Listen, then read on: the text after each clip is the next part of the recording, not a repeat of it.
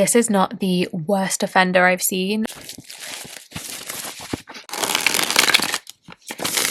Beautiful. You know how I feel about a butterfly. The Hierophant is a tree. The devil is flying away from me. Why did I delay getting this deck, honestly?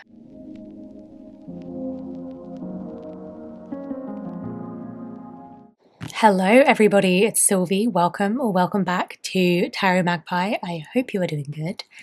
Today I have an unboxing for you, but it's not just any unboxing. This is the unboxing of a deck that I bought largely based on the recommendations of everybody in my comment section. If you remember, a few weeks ago I did a I haven't bought these decks yet, tell me what to do video, and this one was on that list. I think this one was the first one I mentioned.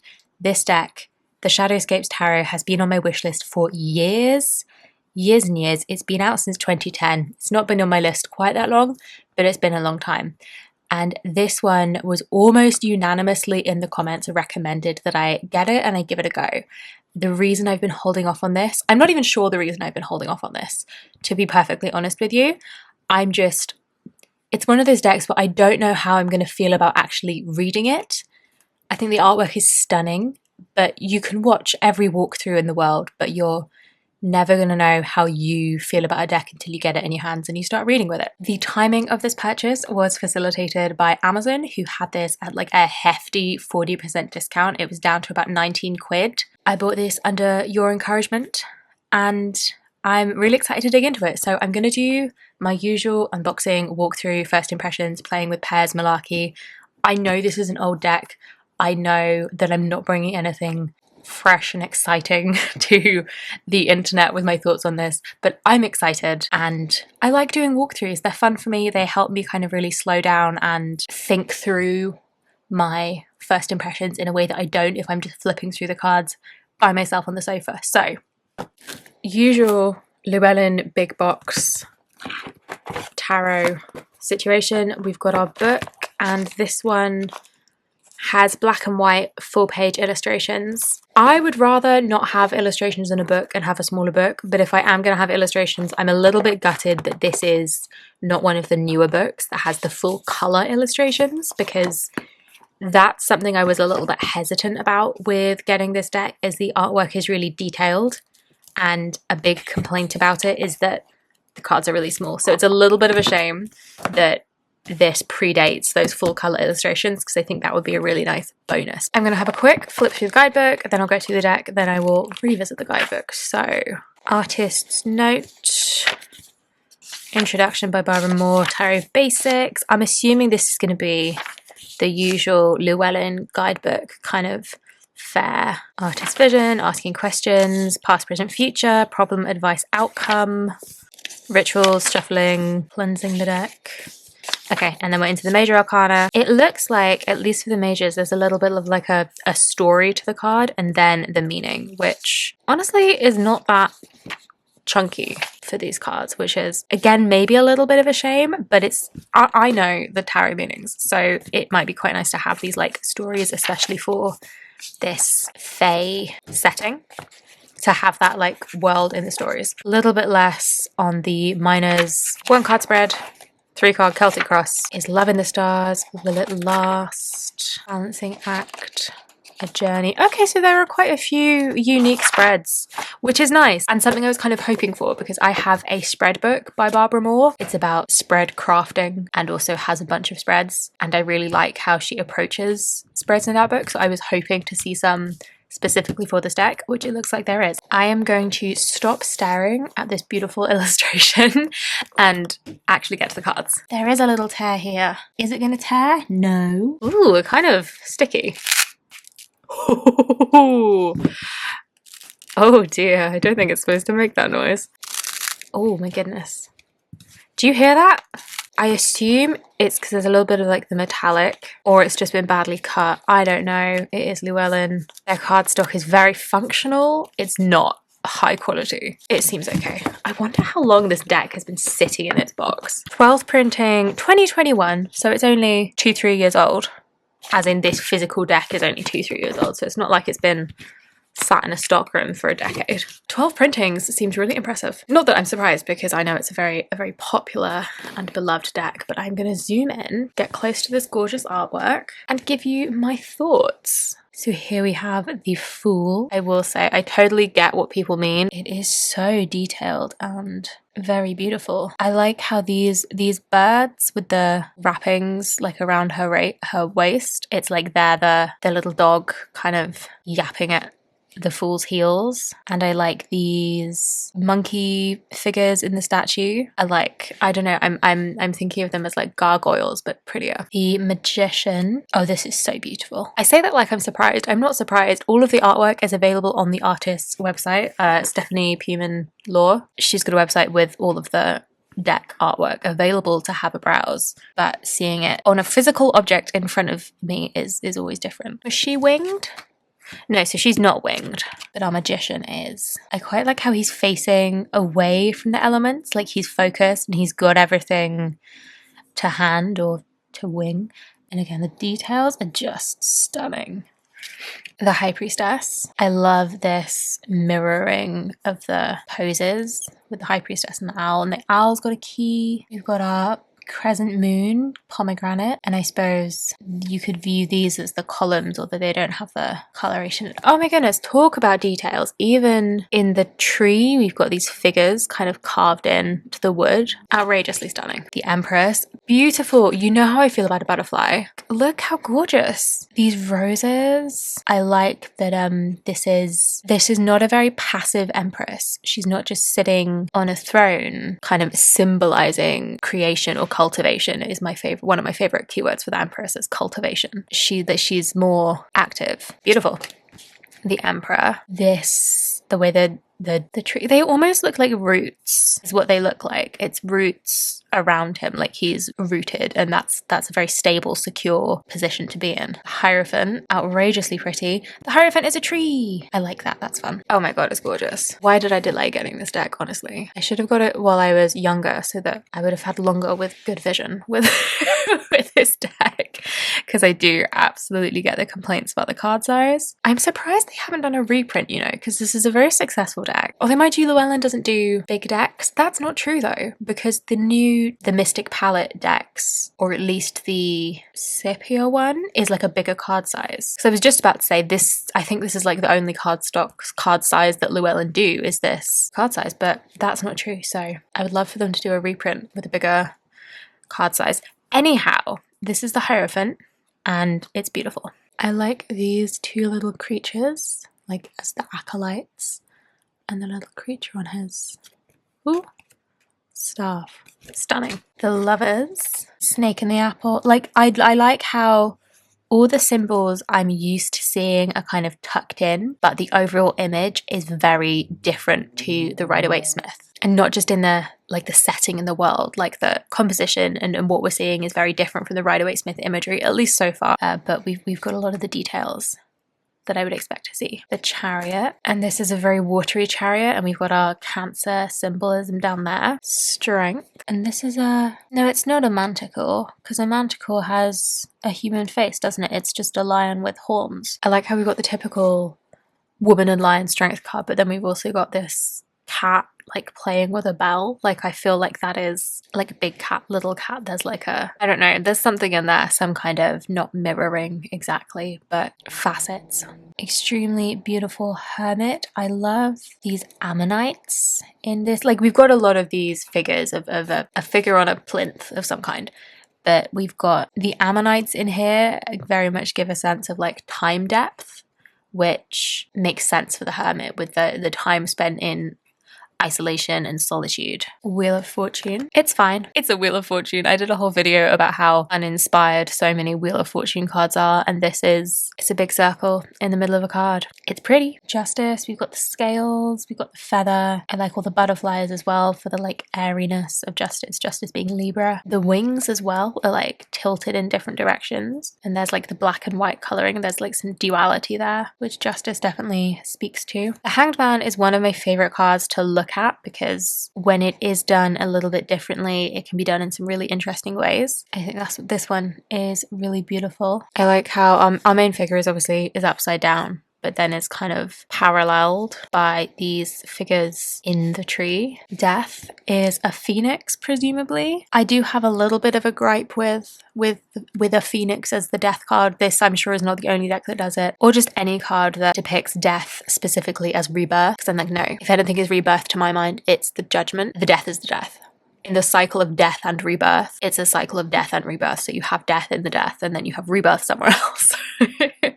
But that is just me being a little bit picky. I love these cards where we get this gorgeous yellow. The Hierophant also had some beautiful yellow. The mixing of opposites, and this dragon and a bird, maybe a phoenix. The devil. I didn't even realize there was a person there. Briefly interrupted by the arrival of a cup of tea.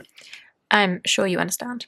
So this devil, so many details in this devil. Oh, and there's another person there, and the heart trapped in a web, and then the lock and key, and the figures here in the stone, like grasping out for what the crown this bird is carrying. I love that this devil is pretty, but also I think still impactful. Oh, and then this is like a puppet on a string. Oh my goodness, so many details. All right, the tower is good and dramatic. It's what you expect to see in a tower. I think the thing that I like about this particular image is it's not just the single solitary tower. You get more of a sense of the scale of this thing that has been built up, perhaps taller than is sensible. You know, pride comes before a fall. That kind of is the tower. Yeah, like this structure at the bottom looks intricate and looks large scale already, and then it's just so much tower, and then that all comes crashing down. The star, oh, absolutely stunning. That's just ridiculous. That's so pretty. Like, what else can I say? That's gorgeous. I love that the fish are in the water and also in the air. I think that's really nice. She's walking on water. The moon, this is the only grey background we've had so far, I think. The Hermit was a bit moody, but the Hermit was blue. Oh, the Emperor was kind of grey. And let's see, Pisces, or the moon being Pisces rather, and we've got like this mask and like the illusions of the moon. There is no water in the card though, which is interesting because obviously the moon is Pisces. Very dreamy and mysterious. The sun, not a naked baby to be seen. We love it. And the Empress wasn't pregnant either, I don't think. Not visibly so, anyway. And again, like, I don't hate a naked baby. I don't hate a naked empress. I don't hate a pregnant empress. I feel much more neutral about the pregnant empress. I just think a naked baby is weird. It's just a bit weird. But we don't have a naked baby. We have an angel on a bird. No, a guy on a bird. And some fairies and some birds. Lots of flight, judgment. And see here, there's like the people rising up. Here's your rebirth moment. It's just not a very nice and fluffy rebirth necessarily. And these blues with this gold orange colour, it's just stunning. The world, this is also just stunning. The world is another card that I kind of have beef with aesthetically for the Rider-Waite-Smith version at least. This is not the Rider-Waite-Smith world. Do you know what? I'm complaining, but I don't know what I want to see in a world card. Because the original Rider-Waite-Smith, I personally don't find very inspiring as a world card. But I'm kind of not sure what I would find inspiring. This is very pretty, to say the least. And I like that it's very, like, earthy colours. Okay, so we're on to the wands. 2 of wands. 3 of wands. So it looks like the minors are maybe a little bit more reminiscent of the Rider-Waite-Smith. And then you get this 4 of wands with these antelope deer kind of creatures. 5 of wands. Definitely chaotic. I'm not sure I'm seeing the kind of combat, conflict, competition. Something else probably. Oh no, okay, so we're chasing a hare. Not everyone is chasing a hare. So some kind of chaos and confusion, just all the C's for the 5 of wands. 6 of wands. This is an interesting 6 of wands because it's victory, but it looks a little bit moody and darker, like with the color palette, and there's no kind of crowds celebrating, which is a choice. Although that might just be the art style, because I think there's not, it's all kind of one figure portrait style, except obviously the lovers, but for the most part it's kind of single figure portraits, not bigger scenes. So that might just be the art style. All right, 8 of, oh, I missed, who did I miss? 7 of Wands. I like this 7 of Wands. 8 of Wands. Looks a little bit more slow and steady than the kind of speed and something beginning with V that I can't remember that you tend to see in the 8. 9 of Wands. I think it's a bit more of a confident 9 of Wands than battered and bruised, but you definitely get that sense of like rallying your resources. And 10 of Wands.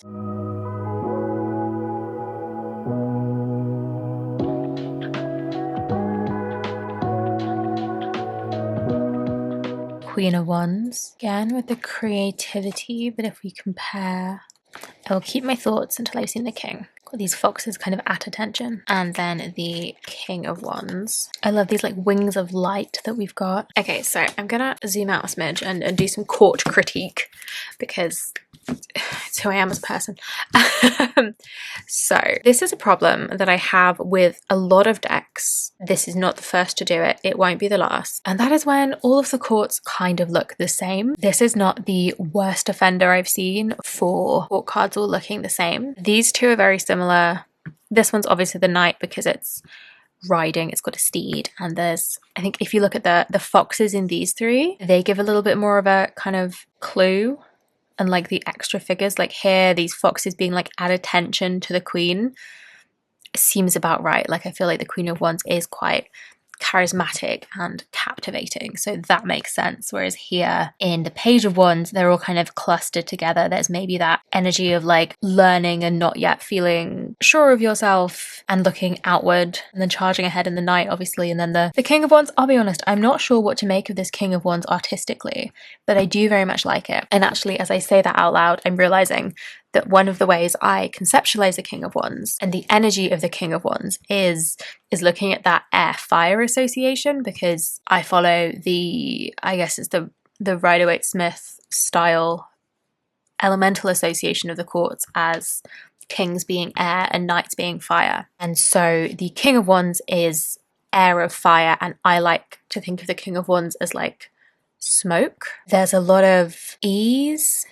There's that like big picture dynamic, able to overcome obstacles, able to kind of reform and reshape. And these figures, these animals being like kind of forming out of the mist almost, that hits on that association for me really nicely, which I have no doubt was unintentional and is just a lovely little coincidence.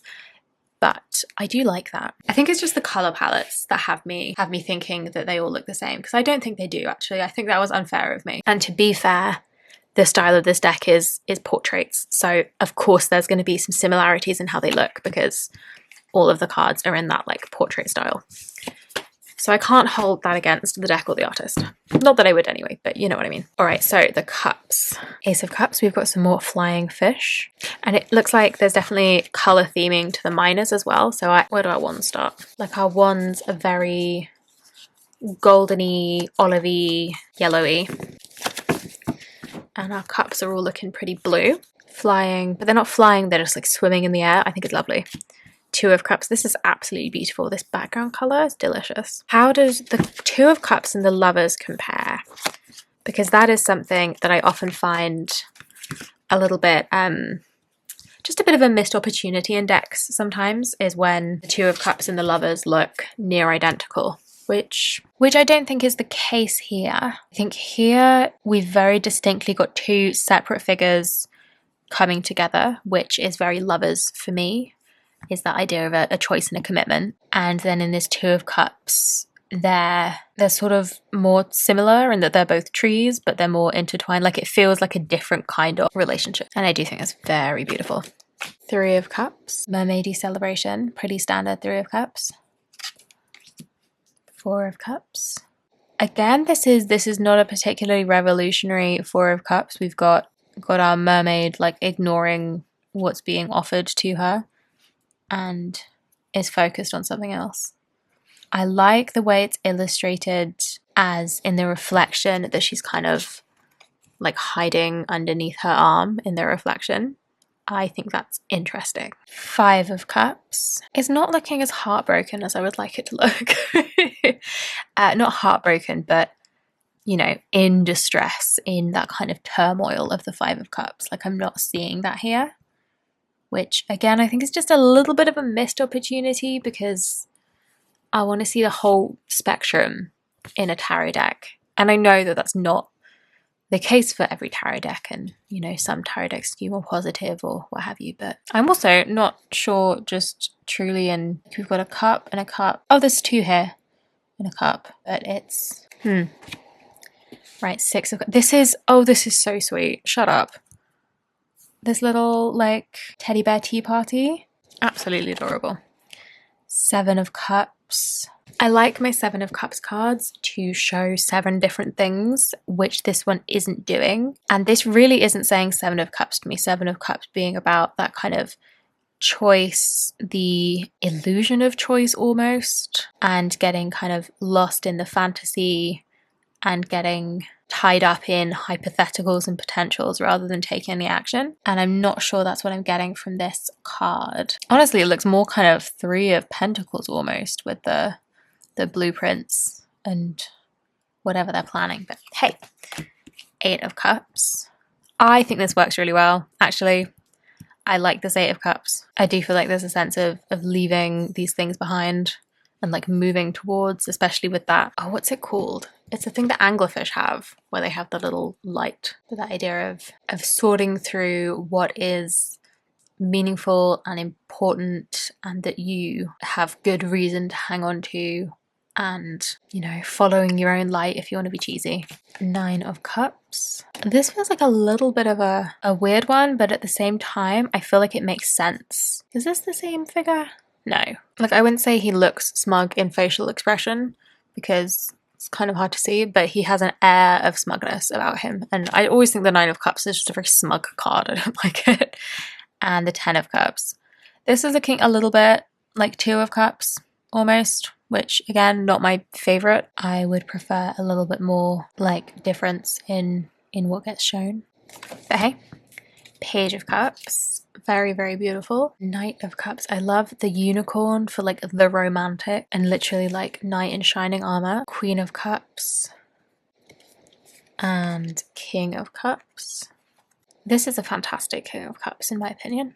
Yeah, like again, it's not, considering the style of the deck, I think this is it's a decent group of courts. No, I take it back. This is actually quite a like diverse set of court cards in terms of like action and what they're doing. Like, I'm not confusing this queen for this king. Like, it's tricky because this king is literally underwater. Usually I think of it like the queen is in the water and the king is familiar with the water, is comfortable with the water, but is also content to just be next to it, which is, you know, tricky when you've got this like underwater setting. But I feel like our queen is barefoot stepping across the backs of turtles, obviously doesn't worry too much about falling in, is comfy being in the water, whereas this king is holding on to his cup and chatting to a seahorse. Like, I feel like he's not thinking about being in the water, he just happens to be in the water, whereas the queen is like playing in the water.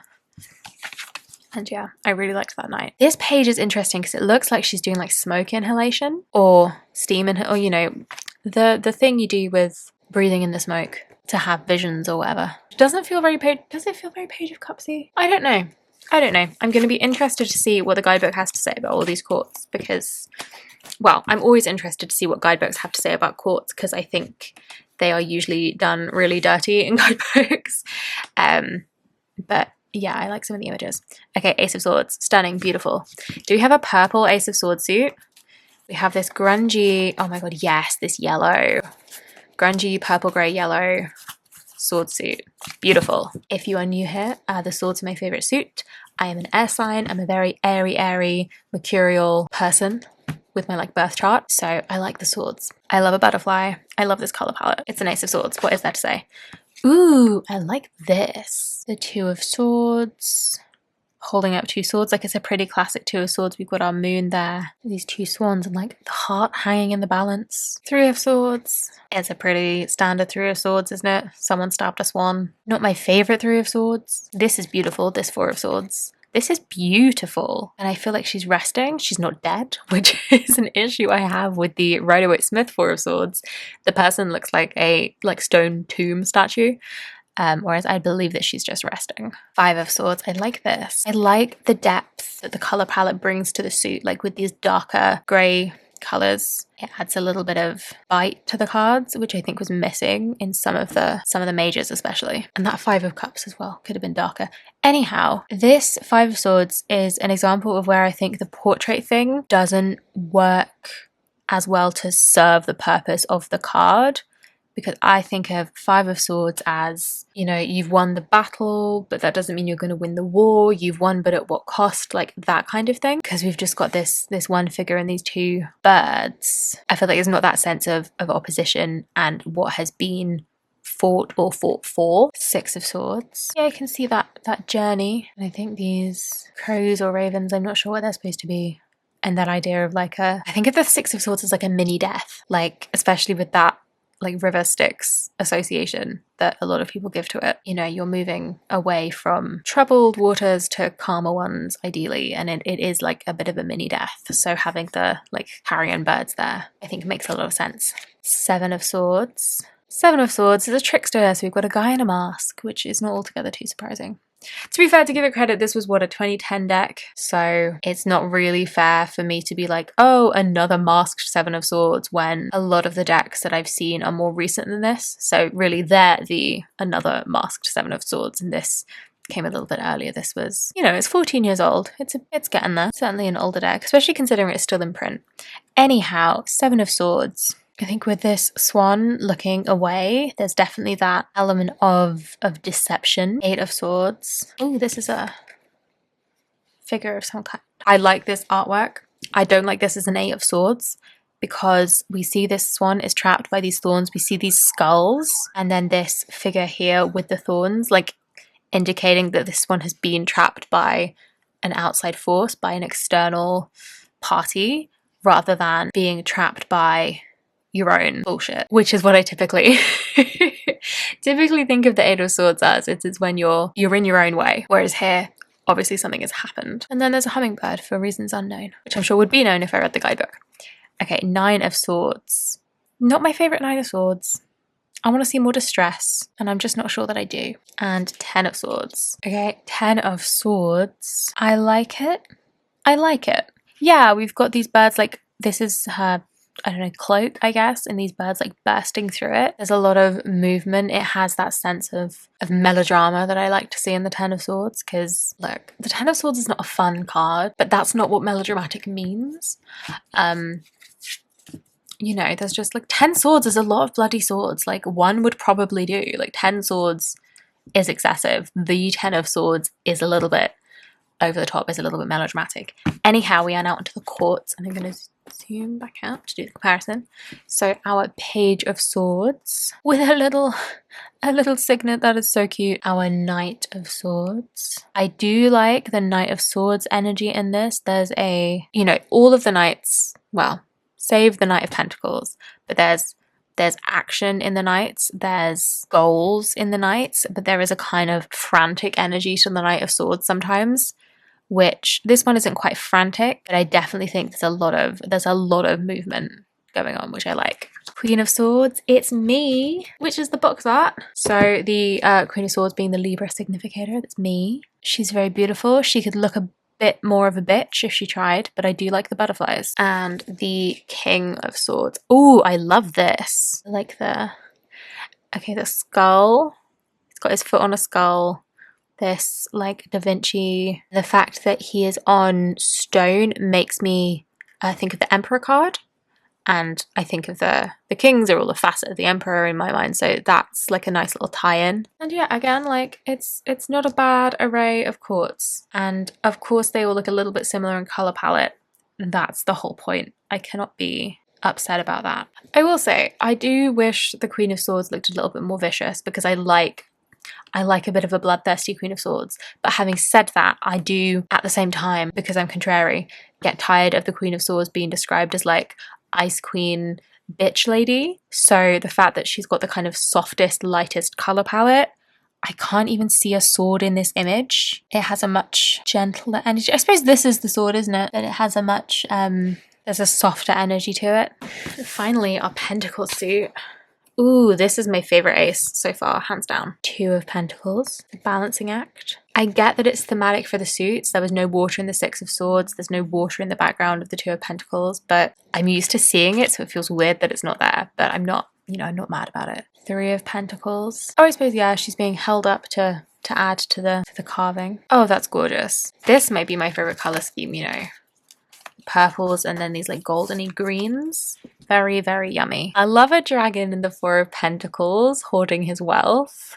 Is it a cliche? Yes. Do I love it anyway? Also yes. Five of Pentacles. I like the reference to the church window that we see, like the Rider-Waite-Smith. Like that whole like look up, there is community and help to be found. The Six of Pentacles. This is an interesting take on the Six of Pentacles. Again, there's only one figure because that's the style of the deck, so you don't have that kind of gross virtue signaling charity kind of card that the Six of Pentacles often is. But we're feeding a plant. That's interesting. The Seven of Pentacles with some cool fantasy looking peaches, mid-harvest. Eight of Pentacles. I love to see a spider in an eight, and I don't mind it as an Eight of Pentacles. And this is just beautiful, like this green. Nine of Pentacles. I like this as a take on like rich bitch in her garden, enjoying life, enjoying the material world. Something that I've really noticed about this deck, and that I've said frankly, is that because they're all portrait decks, the cards where you typically see a lot of like family, like the Ten of Pentacles, the Ten of Cups, it's not there.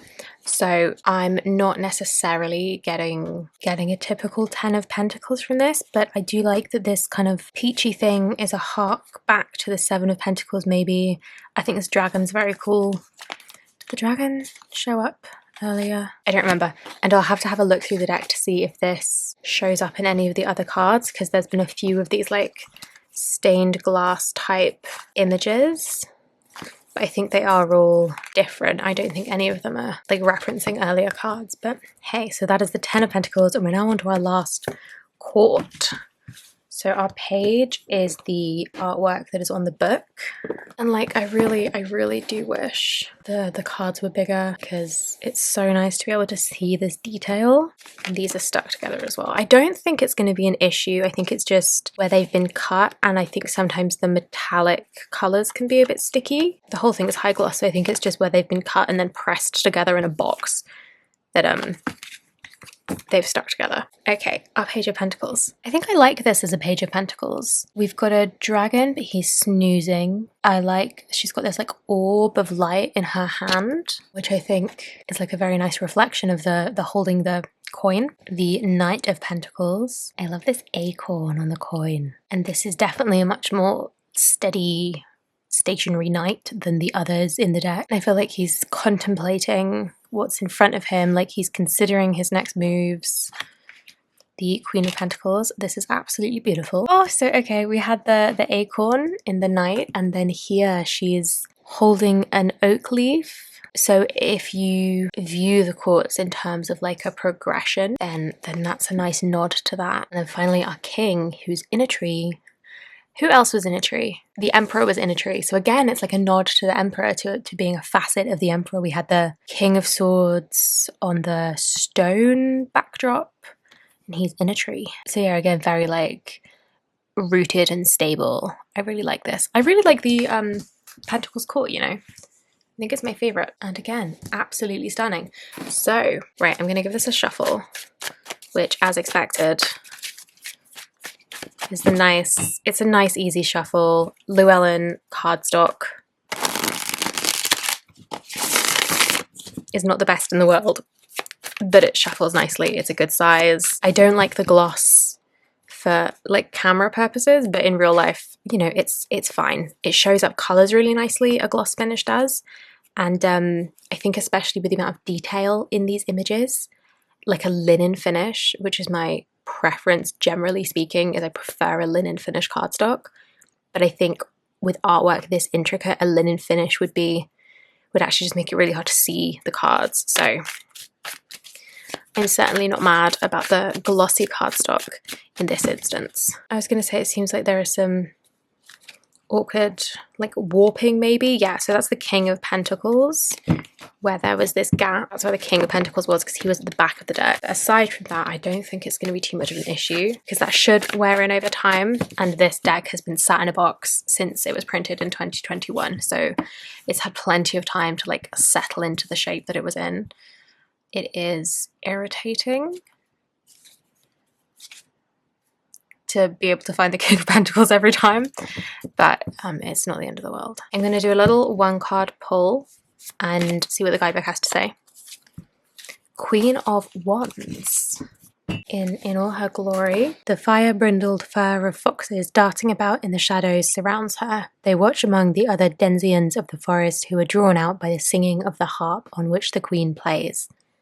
She glows in the midday light, her presence like a white-hot flame that radiates with the warmth of her spirit. The Queen of Wands' fingers dance across the strings, and she embraces the tree that is at once her audience of dryads, her instrument, and her living wand. Oh, I like that, of course, being like if the wand is her element or her like innate power maybe, and it's also her instrument and also her audience. I really like that. The Queen of Wands is dedicated, engaging, and attractive. She is always cheerful and upbeat. She knows the role of a queen and plays it with perfect, calm assurance. She is used to being the center of attention and knows it is her due. Her presence exudes confidence and the knowledge that she can handle anything and anyone. It is not arrogance, but a simple understanding and truthful assessment of her skills and abilities. It is easy for her charms to be turned towards darker purposes of deceit and manipulation. She guards against this temptation. Mesmerized by this, the world hushes at her entrance to hear her, see her, and bathe in her radiance. Her exuberance in life sings out as her hands dance across trills and runs and glissandos upon the living harp. Okay, so taking that as like a sample of the guidebook and what the entries are like. Well, first of all, I think that's a pretty standard but not tedious interpretation of the Queen of Wands. Like, you know, she's not just charisma and sexiness, which is what some people ascribe to her, and that's it. And I like the way the description sets it in this world. It acknowledges the world it's in. I always think there's a weird dissonance when you have a very heavily themed deck, but then the guidebook is just like standard Rider-Waite-Smith keywords, and it's like, what? Like, it references the artwork, it references what's going on. I like that. I really like that living wand and audience and instrument at the same time. I'm looking forward to working with the guidebook for this one for sure. It's now my favorite time, which is time to play with some pairs. So I'm gonna go find some decks. Oh, I can't wait to edge this. I think it's gonna look so good with like a cool lilac-y edge color. Who do I think is gonna work well with this deck? This is like detailed and delicate, so I don't want anything too loud and busy because I think that will totally overwhelm it. I can't get over how beautiful this Temperance is with the blue and the yellow. It's one of my favorite cards. I wonder who's gonna go well with you. I don't know. I'm just gonna have a look and see what I come up with. Okay, I'm back. I managed not to grab like half my deck collection for once, mainly because I'm kind of thinking I don't want to read this with tarot. Like, it feels, at least before I get to know it, even though it's a fairly straightforward tarot for the most part, it's so beautifully its own thing. I kind of don't want to read it with another tarot deck is the vibe I'm getting. But first of all, I want to sit it next to my other fairy decks, just because I didn't realize I had so many. This is my fifth fae and fairy deck, I think, and I just want to do a little comparison for the sake of seeing what I've got. So this is the Brian Froud Faeries Oracle. I've got the Crystal Visions Tarot, which I have trimmed and edged. Oh no, I was thinking next to this, I think it would look better with borders, because that's kind of what I've gone with. I think borders is the way for pairing with this deck, because it's so intricate, it needs that separation. I've also got the Fairy Tarot. This art is by Nathalie Hertz, and this one is a very different energy. It's very bold and bright. And then finally, I have MJ Cullinane's Enchanted Phyrexia. This is the mass market version that came out last year. You can kind of see what I've got going on. My lights are being especially irritating right now. But so this is my array of fae and fairy decks. I kind of just wanted to see how they all mesh. I think these two, the Fairies Oracle by Brian Froud and the Crystal Visions Tarot, are kind of the most similar in feeling. Similar kind of energies, kind of similar art styles, and colour palettes and or colour palettes, but they also feel very different. Like this is an oracle, and this, so far my practice with the Faeries oracle has consisted solely of pulling a card for a week and just having a read for the guidebook, taking note of the energies and all that. Oh, I like those together. So this is its own thing, but I think it complements art. Like, I just think these look really nice together. I don't think I'm going to do anything with them together, but I just wanted to see what they looked like because they're pretty. And I think these feel quite similar in that they're both fairy fae tarot decks, and they're both pretty straightforward interpretations of the Rider-Waite-Smith, but I don't think they're going to occupy quite the same place in my practice. I love the Crystal Visions. It's why I went to the effort of trimming it. It's really special. I really like the kind of energy and the feeling I get from this deck, and upon a flip through, I don't think I'm getting the same kind of feeling from the Shadowscapes. It feels a little bit more removed, and it feels a little bit more, not cold exactly, just a little bit more reserved. And that might be because it's brand new to me. Who knows? I might start reading with it and feel very differently. I think these visually complement each other wonderfully. So that's those. So the other Fairy Fae adjacent decks that I have are, I think, very different in style, and I think I will do them. Will they fit? This is the Fairy Tarot by Nathalie Hertz on the left, and the Pharaxa Tarot, or the Enchanted Pharaxa, on the right. And do you know what? I think they do kind of work. Like, I just think they all inhabit. Maybe it's just because I know that they're Fae and Fairies. I'm just like, yeah, of course they kind of work together and kind of gel together. I think actually the Pharaxa works a lot better than I thought it would with the art style, which is interesting. Maybe I will grab the Crow Oracle and see how it works.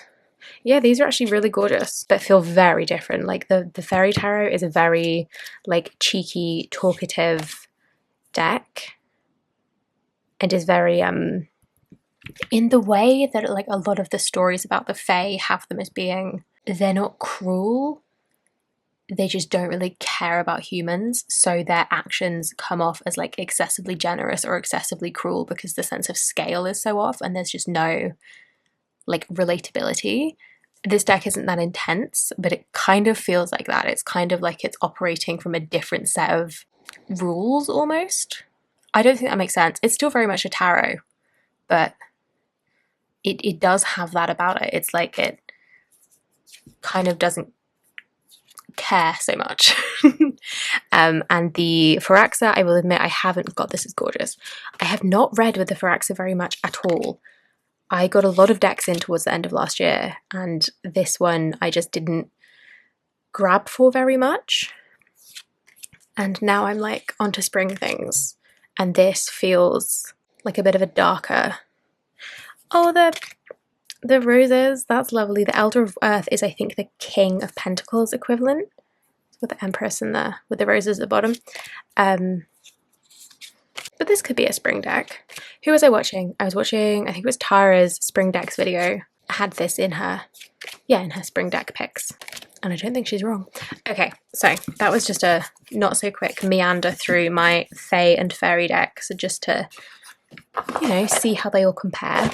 Okay, it is now the next day. I swear this video does not want to be made. It's cursed. I've been having technical issue upon technical issue. Mercury isn't even in retrograde yet. That's not happening till Monday, so I'm kind of scared.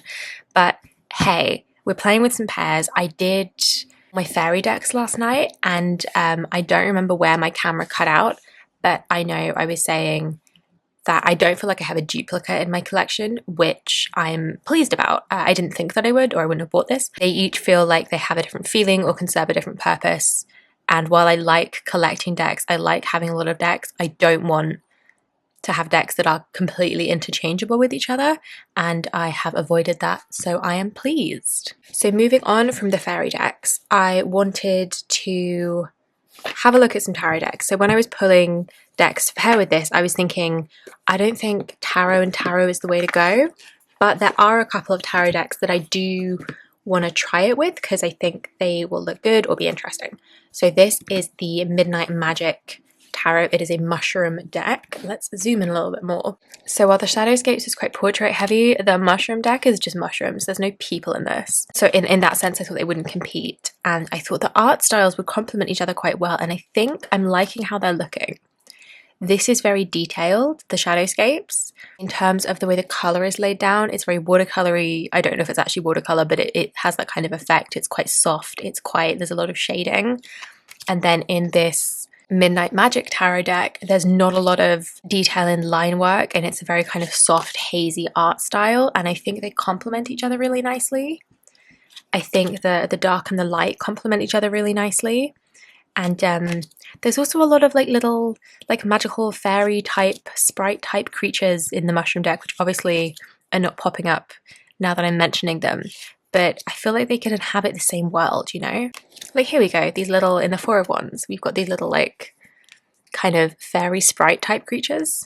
Four of Wands in the Chariot, that's a lovely pairing. Yeah, we've got this little figure here. And I think even the colour palettes work quite well, because this is on a black background, but there's a lot of like colour to it. Like it's not moody, the colours are quite bright, they're quite soft and hazy, but they're quite bright, and I think it works really well. I think they complement each other really nicely. Elegant Earth Star, what a wonderful name for a mushroom. So if I do decide, oh, that's beautiful. I think if I do decide to work with these together, if I do decide I want to work with this with tarot, this might be one of the directions I go in. And then another tarot deck I wanted to have a look at is the Oceanum Arcanae, the Ocean Tarot by Taylor Bryn Hocquist Todd. This is an indie deck. The mushroom, the Midnight Magic was a mass market, but this is an indie deck. And I just had a feeling about the art styles, and I'm not sure how I feel about that feeling, but we'll see. Ooh, that's pretty. Nine of Coins, Eight of Cups. I think the feeling I had about the art style was this is also very detailed, but it's detailed in a different way. And I feel like I don't know enough about Page of Wands, King of Wands, lovely. I don't know enough about technical art terminology to know exactly what I'm trying to say. They've also got that watercolory background, but the detail here is in the line work and all the shading and like the cross hatching and that kind of texture. Ooh, the devil is flying away from me. I think the colour palettes also work. And again, I'm not sure if I would read Tarot of Tarot. I love this card because of this Seven of Cups, because this little penguin, little ghosty penguin guy in a cup is just wonderful. Seven of Cups in the moon, lots of illusion. I think visually these work nicely. And I wasn't sure how I was gonna find, oh, that's beautiful. Magician and the Queen of Wands. I feel like I don't have a lot of decks in this kind of art style, this very hyper detailed, this very kind of fine artsy art style. It's just not in the majority of my decks, but I think this works. And yeah, I'm not sure if I'm going to read. I think I need to work with the Shadowscapes by itself, but I still think this is a fantastic devil. I need to work with the Shadowscapes by itself, get a feel for it, and then decide, you know, then start working with it with other decks, especially with tarot. This is promising. I have one more tarot deck, but I don't really use this like a tarot, and I did a whole video on what I mean by that. This is more of a tarot oracle hybrid in the way that I've been using it lately, and this is the Hush Tarot, which is another mass market deck. And I thought first of all, I thought the art styles would work, and I think that they do. I kind of wish this deck had borders to match with this one, but you know, you can't have everything. I love this, Six of Swords. But I've been using this less as a straight up tarot and more as a kind of intuitive read with the tarot significance as like a context for it. And so I thought that might be really interesting reading with this, and I thought they'd look beautiful. And they're both kind of otherworldly. Like this is obviously a very fairy fae deck, the Shadowscapes, and then the Hush Tarot is interesting. It's a little bit surreal and abstract, and it's also got this really cool sense of like decay and decomposition to it, which I really like, honestly. Queen of Cups, Queen of Pentacles. I think they're really beautiful together. And I quite like the colour palettes together too. And again, there's a lot of, I don't know if it is watercolour in the background of the Hush Tarot, but it's got that kind of texture, so they mesh quite well, I think. But I like how this has much more muted colour palette and this is brighter. They are kind of like, not quite night and day, with the Hush Tarot having this kind of, it's got this like, yeah, decomposition and decay kind of energy to it, which I think is really cool paired with the Shadowscapes, which is generally really lighter and more full of life. I think that could be an interesting pairing. So that is the Hush Tarot. And I do also have a couple of Oracle decks, and really there's just 2 Oracle decks, is that right? Yeah, I was kind of at a loss for what I wanted to pair the Shadowscapes with. I'm going to do my usual. So I wanted to have a look with the Sea Soul Journeys Oracle cards, partly because it's one of my favourite decks.